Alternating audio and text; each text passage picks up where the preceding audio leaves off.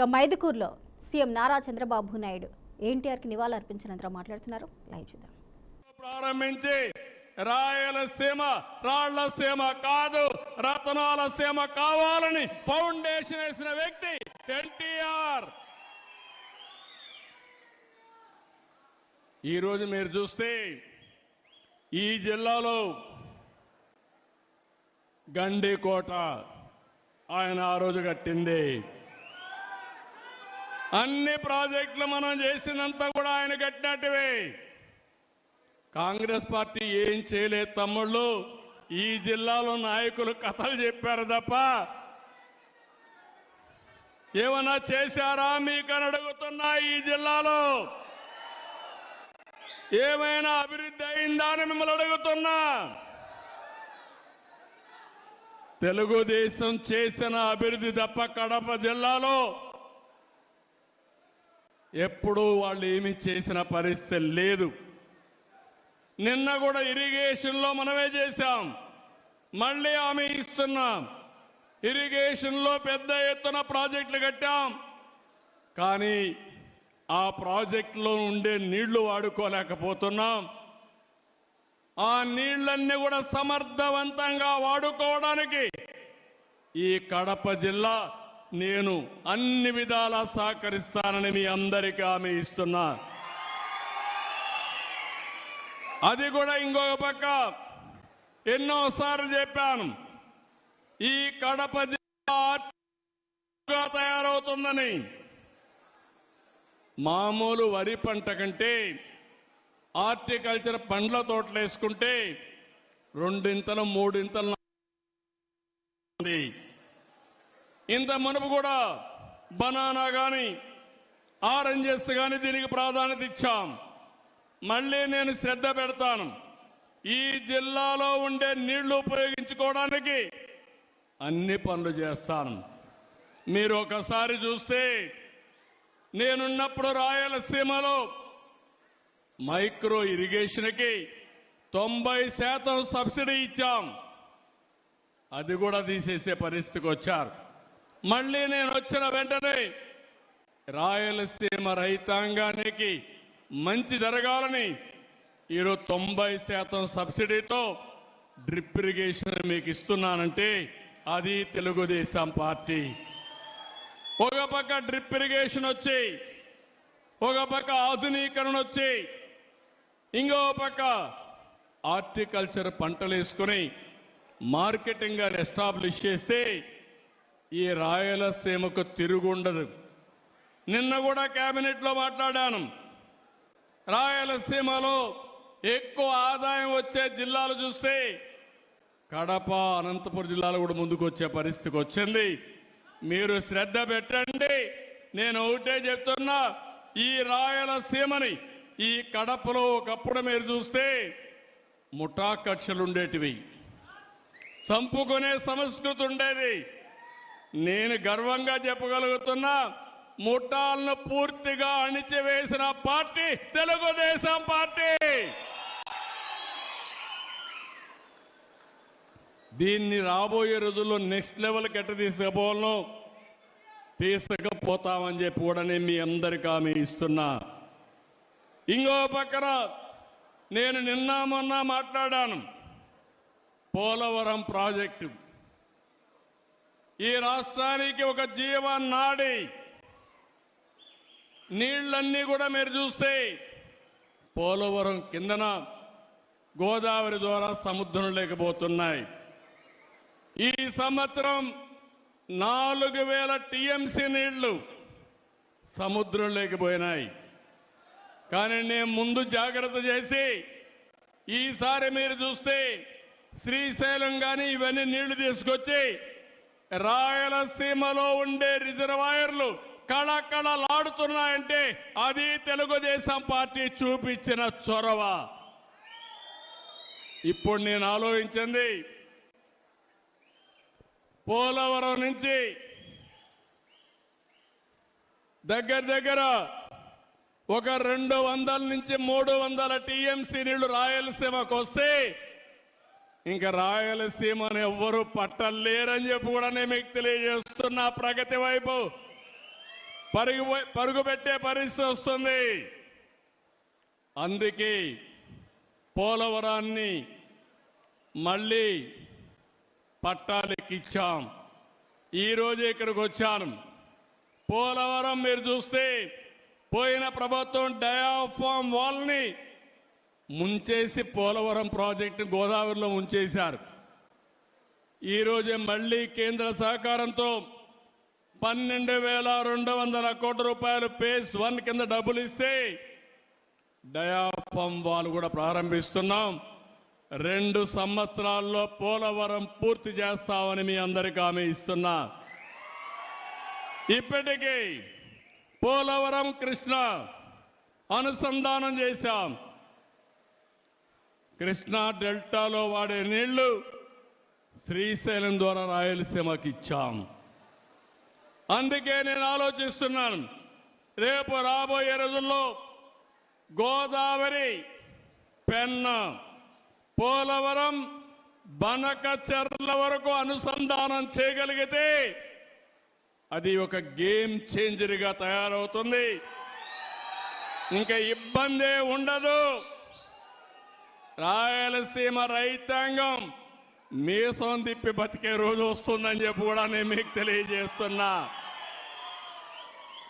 ఎందుకు ఈ మాట మాట్లాడుతున్నానంటే డబ్బులు అవుతాయి. దగ్గర 80,000 కోట్లు కావాలి. పోలవరం అయిపోతుంది.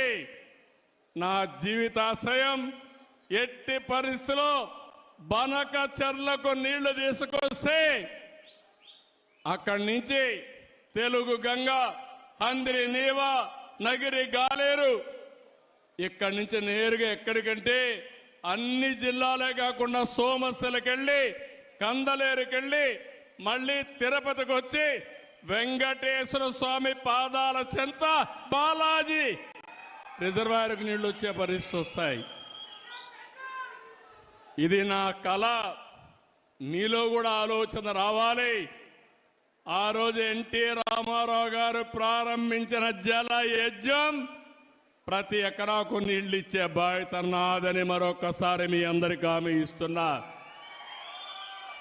ఎట్లొస్తాయని కూడా మీరు ఆలోచిస్తే పోలవరం నుంచి కృష్ణాకు వచ్చిన తర్వాత Nagar Sagar right main canal దగ్గర ఆ నీళ్లు తీసుకొచ్చి అక్కడ ఒక రిజర్వాయర్ కట్టి అక్కడి నుంచి ఇంకా ముందుకు తీసుకుపోతే ఏదైతే వెలుగొండ ప్రాజెక్టు ఉందో అక్కడ కూడా నీళ్లు ఇచ్చి అక్కడి నుంచి నల్లమలై ఫారెస్ట్ కట్ చేస్తే లోపల ఒక టన్నల్ వేస్తే నేరుగా బనకచెర్లకు నీళ్లు వస్తాయి.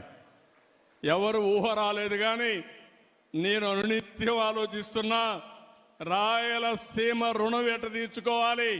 నేను కూడా పుట్టింది రాయలసీమలో, పుట్టా రాయలసీమ బిడ్డ. ఈ రుణం తీర్చుకోవాలనుకున్నప్పుడు రాష్ట్రాన్ని అభివృద్ధి చేస్తాం.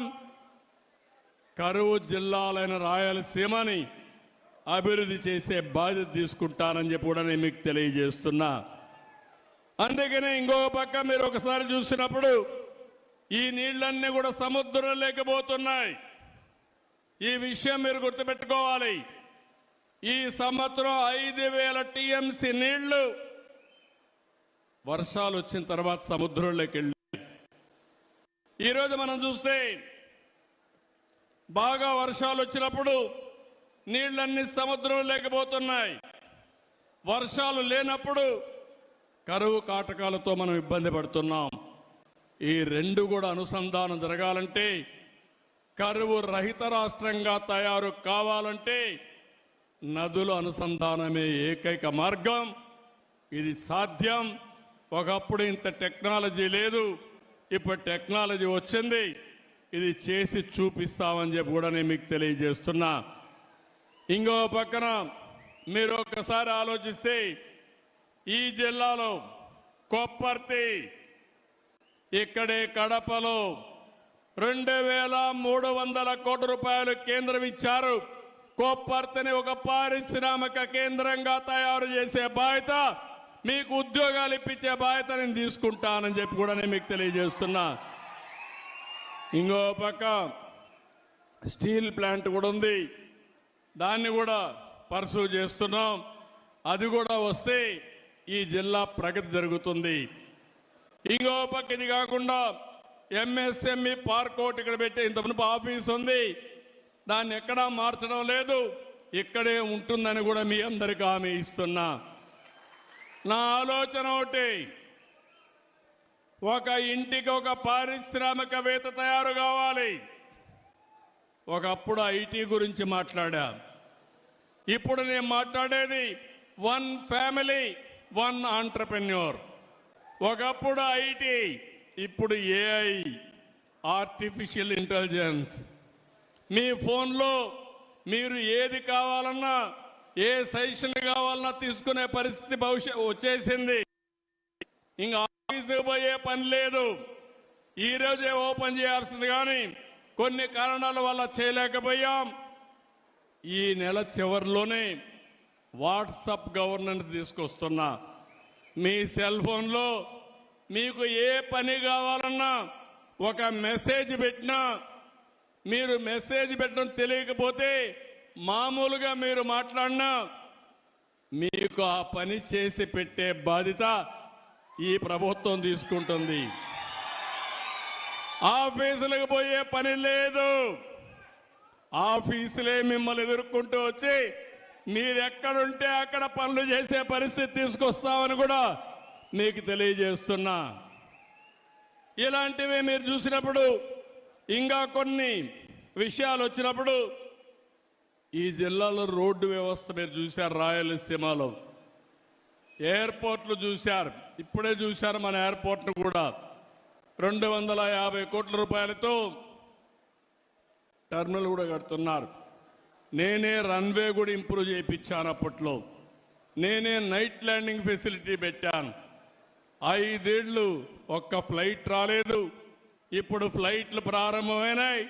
భవిష్యత్తులో కడప కేంద్రంగా అనేక నగరాలకు కనెక్టివిటీ వచ్చే పరిస్థితి వస్తుంది. ఎక్కడికి పోవాలన్నా మీరు వెళ్ళి పని చూసుకొని సాయంత్రం ఇంటికి వచ్చే పరిస్థితి వస్తుంది.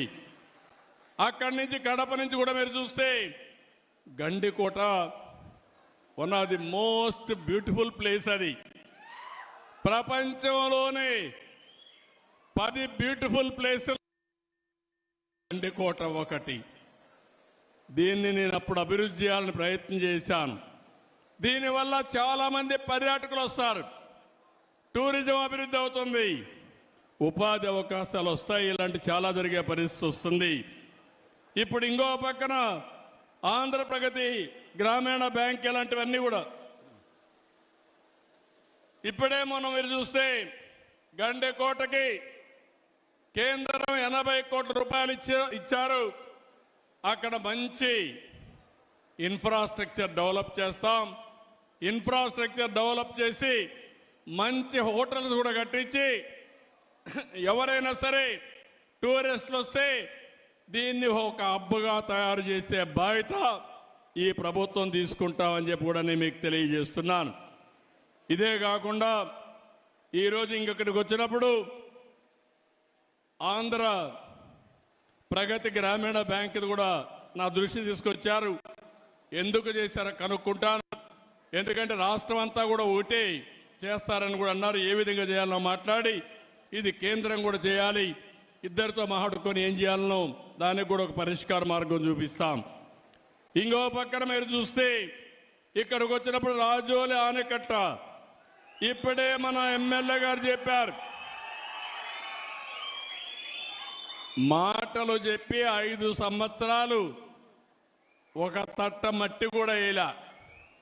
నేను హామీ ఇస్తున్నా, రాజోలి బండ ఆనకట్ట డెవలప్ చేసి 90,000 ఎకరాలకు నీళ్లు ఇచ్చి నీటి ఎద్దడి లేకుండా చేసే బాధ్యత ఈ ప్రభుత్వం తీసుకుంటాం. ఇంకో పక్కన ఇక్కడికి వచ్చినప్పుడు మీరు చూస్తే నాకు ప్రాణ సమానమైన తెలుగుదేశం పార్టీ కుటుంబ సభ్యులందరూ ఇక్కడున్నారు. చాలా హుషారుగా ఉన్నారు మీరు. ఇంకా స్పీడ్ పెంచాలి. ఎన్టీ రామారావు స్పిరిట్ మీద రావాలి. మొన్న ఎన్నికల్లో మీరు చూశారు, ఒక చరిత్ర సృష్టించాం. తెలుగుదేశం పార్టీ పెట్టినప్పటి నుంచి ఎప్పుడు రాని విజయం వచ్చింది. 93% సీట్లు మనమే గెలిచాం. మనం తీసుకున్న నిర్ణయం మీరు చూస్తే జనసేన,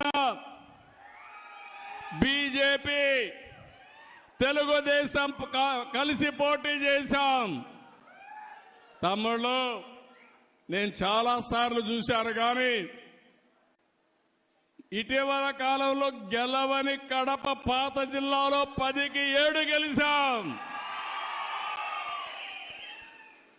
ప్రస్తుతం ఈ కడప పార్లమెంట్లో 7కి 5 గెలిచాం. ఇంకొంచెం కష్టపడుంటే పార్లమెంట్ కూడా గెలిచేవాళ్ళం. ఆ 2 సీట్లు కూడా గెలిచేవాళ్ళం. ఇప్పుడు చెప్తున్నా మీ అందరికీ, 5 ఏళ్ళలో ఏం జరిగిందో చూశారు. ఈ 5 ఏళ్ళలో మీ జీవితాల్లో ఏ విధంగా వెలుగులు వస్తాయో మీరే చూడబోతున్నారు. ఆ తర్వాత 7కు 7 గెలిపించాలి, 10కి 10 గెలవాలి, పార్లమెంట్లు కూడా గెలవాలి. అప్పుడే అభివృద్ధి సాధ్యం. మీరు ఒక విషయం గుర్తుపెట్టుకోవాలి. ఈరోజు కేంద్రంలో ఎన్డీఏ పాలన ఉంది, రాష్ట్రంలో ఎన్డీఏ పాలన ఉంది. ఎన్నికల ముందు ఈ విధంగా నవ్వుతూ మాట్లాడిన సందర్భమే లేదు. కూర్చోవాలంటే భయం, ఇంట్లో నవ్వాలంటే భయం, దారిలో ఇంట్లో నుంచి బయట రావాలంటే భయం. మా ప్రెస్ వాళ్ళు ఎవరైనా ఒక ఆర్టికల్ రాయాలంటే వణుకు. 2430 జీవో గుర్తొస్తుంది మీ అందరికీ. కానీ తమ్ముళ్ళు, ప్రజాస్వామ్యంలో ఈరోజు మీరు స్వేచ్ఛగా ఉండగలుగుతున్నారంటే అది ప్రజాస్వామ్యం అని చెప్పి మరొక్కసారి తెలియజేస్తున్నా. విర్రవీగిన నియంతలందరూ కూడా కాలగర్భంలో కలిసిపోయారు. ఎప్పుడైనా సరే మనం చేసిన పనులే శాశ్వతం. ఎన్టీఆర్ గుర్తున్నాడంటే చనిపోయి 29 సంవత్సరాలైనా రోజు రోజుకు ఆయన పైన ప్రేమ, ఆదరణ పెరిగిందంటే ఏంటి తమ్ముళ్ళు దానికి కారణం? మనం చేసిన పనులు అవునా కాదా? అలాంటివి మనం గుర్తుపెట్టుకోవాల్సిన అవసరం ఉంది. ఈరోజు కేంద్రం వచ్చిన తర్వాత నేను కూడా, మీరందరూ ఒక మంచి పని చేశారు. తెలుగుదేశం పార్టీ, ఎన్డీఏ కార్యకర్తలు కూడా కష్టపడ్డారు, మెజారిటీ గెలిపించారు. 21 పార్లమెంటు సీట్లు గెలిపించారు మీరందరూ 25కు. ఇంకొంచెం కష్టపడి ఉంటే 25 గెలిచేవాళ్ళం. అని ఆ 21 సీట్లు ఒక సంజీవనిగా మారాయి. రాష్ట్రం అస్తవ్యస్తంగా ఉంది. వెంటిలేటర్ పైనుండే రాష్ట్రానికి ఆక్సిజన్ కేంద్రం ఇచ్చే పరిస్థితి వచ్చింది.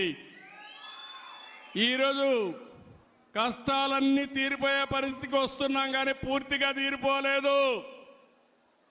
అందుకే మీరు ఒక్కసారి ఆలోచిస్తే అమరావతి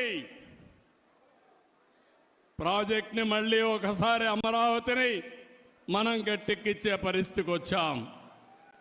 ఇంకో పక్కన పోలవరానికి ప్రాణం పోసే పరిస్థితికి వచ్చాం. విశాఖపట్నం రైల్వే జోన్ ఇచ్చారు. ఇంకో పక్కన నిన్ననే మీరు చూస్తే విశాఖ ఉక్కు, ఆంధ్రుల హక్కు అని పోరాటం చేస్తే అది కూడా కన్నుమరుగయ్యే పరిస్థితి వస్తే 13,000 కోట్ల రూపాయలు ఇచ్చి కేంద్రం ఆదుకున్నారంటే అది ఒక చరిత్ర. ఆ చరిత్ర ఎన్డీఏ వల్లనే సాధ్యం, కానీ వేరే వల్ల కాదని మరొకసారి మీకు విజ్ఞప్తి చేస్తున్నా. ఈరోజు అభివృద్ధి జరుగుతూ ఉంది. నేను ఒకటే మీ అందరికీ హామీ ఇస్తున్నా, భవిష్యత్తులో కూడా మీకు అండగా ఉంటాం. నేను అభివృద్ధి, సంక్షేమం, సుపరిపాలన నాందిగా మాట్లాడాను. ఎన్నికల్లో ఈ విషయమే చెప్పాను. నన్ను నమ్మారు, మా కూటమిని నమ్మారు, నన్ను మా మిత్రుడు పవన్ కళ్యాణ్ గారిని, బీజేపీని నమ్మారు, నరేంద్ర మోడీ గారిని నమ్మారు. మీరందరూ ఓట్లేశారు. ఈరోజు మీ రుణం తీర్చుకుని కార్యక్రమానికి శ్రీకారం చుట్టాం. ఈరోజు మీరు చూస్తే అభివృద్ధిని పట్టాలెక్కించాం. ఎక్కడికక్కడ ఒక్కొక్క పని చేసుకుంటూ ముందుకు పోతున్నాం. రాయలసీమలో కానీ రాష్ట్రంలో కానీ ఒక నేషనల్ హైవేస్ అన్ని 50,000 కోట్ల రూపాయలు ఖర్చు పెట్టి 3 ఏళ్లలో పూర్తి చేస్తున్నాం. 70,000 కోట్ల రూపాయల రైల్వే లైన్స్ అన్ని, రైల్వే స్టేషన్స్ అన్ని పూర్తి చేసే బాధ్యత తీసుకున్నాం. నిన్ననే అనౌన్స్ చేశాను. జిఎస్డిపి అంటే మన తలసరి ఆదాయం పెంచడం. ఈరోజు 12.94% వచ్చింది. నేను ఒక స్వర్ణాంధ్రప్రదేశ్ విజన్ తయారు చేశాను. అందులో 15% పెరగాలి. 15% పెంచుకుంటూ పోతే ఈ రాష్ట్రంలో ఎవ్వరూ పేదవాళ్ళు లేకుండా అందరికి దగ్గర డబ్బులుండే విధానానికి నేను ఆలోచిస్తున్నా. పేదరికం లేని సమాజం ఎన్టీ రామారావు గారి కళ. దాన్ని జయప్రదం చేసే బాధ్యత నాదని మరొక్కసారి మీ అందరికీ హామీ ఇస్తున్నా. తమ్ముళ్ళు, ఇక్కడ మీరందరూ ఉన్నారు. తెలుగుదేశం పార్టీకి ఒక చరిత్ర ఉంది. ఒకప్పుడు వెల్ఫేర్గానే డబ్బులు ఖర్చు పెట్టే పరిస్థితికి వచ్చారు. ఈరోజు 1 కోటి మంది సభ్యులకి ఎవరైనా యాక్సిడెంట్ జరిగిపోతే వాళ్లకు 5 లక్షల రూపాయలు ఇచ్చే ఏకైక పార్టీ భారతదేశంలో తెలుగుదేశం పార్టీ. ఇది ఒక చరిత్ర. మీ రుణం తీర్చుకుంటాం, కార్యకర్తల రుణం తీర్చుకుంటాం. అందుకనే రాజకీయంగా మిమ్మల్ని ఎదుగుదల కోసం ప్రయత్నం చేయడం, సంక్షేమ కార్యక్రమాలు చేయడం, ఆర్థికంగా పైకి తీసుకురావడానికి ఏమేం చేయాలనో అవన్నీ చేస్తామని చెప్పి కూడా నేను మీకు తెలియజేస్తున్నా.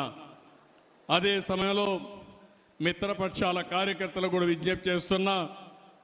ఎక్కడికక్కడ అందరూ సమిష్టిగా పనిచేసుకుని మళ్ళీ ఎప్పుడు ఎన్నికలు పెట్టినా అఖండ విజయంతో ఎన్డీఏ గెలిచే పరిస్థితి మీరు ఉండాల్సిన బాధ్యత మీ మీద ఉంది.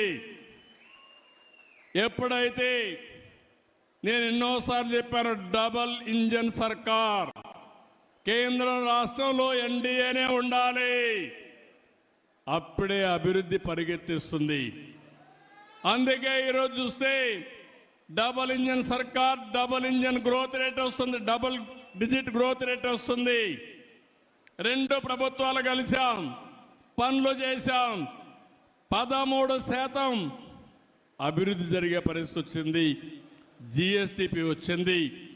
ఇది 15-16%కి తీసుకపోతే పేదరికం అనే మాటే ఉండదని చెప్పి కూడా నేను మీకు తెలియజేస్తున్నా. నాకు ప్రాణ సమానమైన తెలుగుదేశం పార్టీ కుటుంబ సభ్యులందరినీ మరొక్కసారి కోరుతున్నా, మీరందరూ కూడా ఇలాంటి ఎన్టీ రామారావు గారి యొక్క 29వ వర్ధంతి సభలో ఒక సంకల్పం చేయాలి. మీ ప్రాంతంలో జీరో పావర్టీని సాధిస్తామని, ఆ జీరో పావర్టీ సాధించిన తర్వాత ఆర్థిక అసమానతలు లేనటువంటి సమాజం కోసం నిరంతరం పనిచేస్తామని మనం ఒక సంకల్పం చేసి ముందుకు పోవాలి. ఇది సాధ్యం. చాలామందికి అనిపిస్తుంది, నేను ముందు మాట్లాడితే, ఒకప్పుడు ఐటీ మాట్లాడితే నన్ను ఎగతాళి చేశారు. సెల్ ఫోన్ మాట్లాడితే ఇదేంటన్నారు, సెల్ ఫోన్ తిండి పెడుతున్నా అన్నారు. ఇప్పుడు సెల్ ఫోన్ లేకపోతే భార్య లేకపోతే భర్త ఉంటాడు, భర్త లేకపోతే భార్య ఉంటుంది. సెల్ ఫోన్ లేకపోతే ఇద్దరు ఉండలేరు. అవునా కాదా తమ్ముళ్ళు అని అడుగుతున్నా. దానికి కూడా ఒక మీనింగ్ ఉంది. సెల్ ఫోన్ అనేది అవసరం, అది ఒక అత్యవసరమైన వస్తువుగా తయారైంది మన జీవితంలో. ఎక్కడికి పోయే పని లేదు, సెల్ ఫోన్ ఉంటే ఒక ధీమా మీకు. ఎక్కడన్నా బిల్లు పే చేయాలంటే ఇమ్మీడియట్గా సెల్ ఫోన్లో ఉంటుంది డబ్బులు. ఎవరికి కావాలంటే వాళ్ళకి పే చేస్తాం. ఎవరైనా జోబీలో పెట్టుకుంటే జోబీ కట్ చేస్తారు, కానీ సెల్ ఫోన్లో పెట్టుకుంటే పేటిఎంలో పెట్టుకుంటే కట్ చేసే పరిస్థితి ఉండదు. దానికి కూడా పాస్వర్డ్ మీ దగ్గరనే ఉంటుంది. అది అప్లై చేస్తేనే డబ్బులు ఇచ్చే పరిస్థితి వస్తుంది. సెక్యూరిటీ కూడా ఉంటుంది. మీకు ఏ పని కావాలన్నా చేసుకునే అవసరం వస్తుంది. భవిష్యత్తులో మనందరి జీవితాల్లో మీరు గుర్తుపెట్టుకోవాలి, టెక్నాలజీ చాలా ఉపయోగకారిగా ఉంటుంది. అందుకే మీరు చూస్తున్నారు, ఇటీవల నేను పెన్షన్ ఇస్తే ఏ టైంలో ఇచ్చాడు, ఏ స్పాట్లో ఇచ్చాడని 64 లక్షల మంది పెన్షన్నే మానిటర్ చేయగలుగుతున్నారంటే అది టెక్నాలజీ మహిమ అని చెప్పి మీ అందరికీ తెలియజేస్తున్నా. పెన్షన్ తీసుకున్న రోజునే మీకు ఒక IVRS మెసేజ్ వస్తుంది. మళ్ళీ నీకు కరెక్ట్గా చేరిందా, ఎవరన్నా డబ్బులు అడిగారా, లేకుంటే ఏదైనా కొట్టేశారని మళ్ళీ అడిగే పరిస్థితి వచ్చిందంటే అది సుపరిపాలనకు దారితీసే పరిస్థితి వచ్చింది. ఇలాంటి కార్యక్రమాలు చాలా వరకు నేను అన్నీ ఆలోచిస్తున్నాను. ఏంటి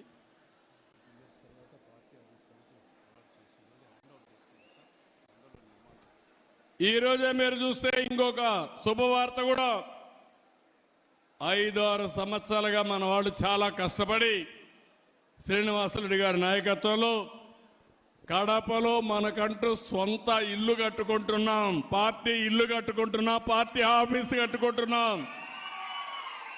దీనికి 2 ఎకరాలు భూమి కూడా ఇచ్చారు, కానీ కావాలి లిటిగేషన్ పెట్టి ఇవ్వకపోతే అన్ని క్లియర్ అయినాయి.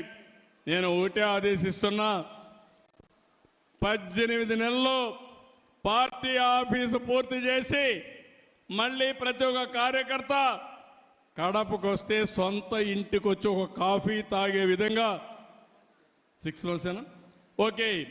నేను పూర్తిగా చేయాలంటే 18 నెలలను మోడర్న్ టెక్నాలజీ ఉపయోగిస్తానంటున్నాడు. 6 నెలల లోపలనే పూర్తి చేస్తానంటున్నాడు. ఈరోజు జనవరి, ఆగస్ట్ లోపల, ఆగస్టు 15 లోపల పూర్తి చేస్తాడు. ఇండిపెండెన్స్ రోజున కడపలో మనకు పార్టీ ఆఫీస్ ఉంటుంది. అది శ్రీనివాసరెడ్డి ఇచ్చిన హామీ. అది నెరవేర్చుకునే విధంగా వేదికపై నుండే నాయకులందరూ పనిచేయాలని కోరుకుంటూ, తెలుగుదేశం పార్టీ ఒకటే హామీ ఇస్తున్నా. ఇప్పుడే మన సుధాకర్ గారు అయితే చాలా లిస్ట్ అంతా ఇచ్చాడు, పెద్ద చాంతాడంత లిస్ట్ ఇచ్చాడు, విష్ లిస్ట్ ఇచ్చాడు. మనిషిలో ఏదో చెయ్యాలనే తపనుంది, మీ రుణం తీర్చుకోవాలని కసుంది. ఆయన చెప్పిన పనులన్నీ చేయాలని ఆలోచన కూడా నాలో ఉంది. కానీ ఖాళీ గల్లాపేట నా దగ్గర ఉంది. కానీ మీ సమస్యలు కూడా పరిష్కారం కావాలి. ప్రాధాన్యత క్రమంలో అన్ని సమస్యల్ని పరిష్కారం చేసే బాధ్యత మేము తీసుకుంటామని మరొక్కసారి మీ అందరికీ హామీ ఇస్తున్నా. ఈరోజు నేను ఇక్కడికి వచ్చింది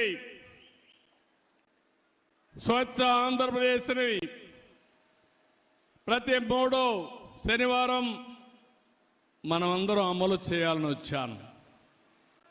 స్వర్ణాంధ్రప్రదేశ్ లాంచ్ చేశాను. ఆ స్వర్ణాంధ్రప్రదేశ్ కోసం స్వచ్ఛ ఆంధ్రప్రదేశ్ కూడా అవసరం. అది కూడా మైదుకూరులో ప్రారంభించడం నా అదృష్టంగా నేను భావిస్తున్నాను. అలాంటి మైదుకూరులో ఒక పవిత్రమైన కార్యక్రమానికి శ్రీకారం చుడుతున్నాం. ఇది అవుతానా మీటింగ్కి వెళ్తున్నాం. ఆధునికమైన పరిజ్ఞానాన్ని ఉపయోగించుకుందాం. పరిశుభ్రమైన వాతావరణాన్ని క్రియేట్ చేస్తాం. నేను అందుకే ఒక మాట చెప్తున్నాను, పరిశుభ్రమైన వాతావరణం అంటే మనం ఉండే ప్రాంతాలే కాదు, ముందు మన మైండ్ పరిశుభ్రంగా ఉండాలి, ప్యూరిఫికేషన్ ఆఫ్ మైండ్ ఉండాలి. గంజాయి తాగేసి పరిశుభ్రం అంటే ఒళ్ళంతా కుళ్ళిపోయిన తర్వాత లాభం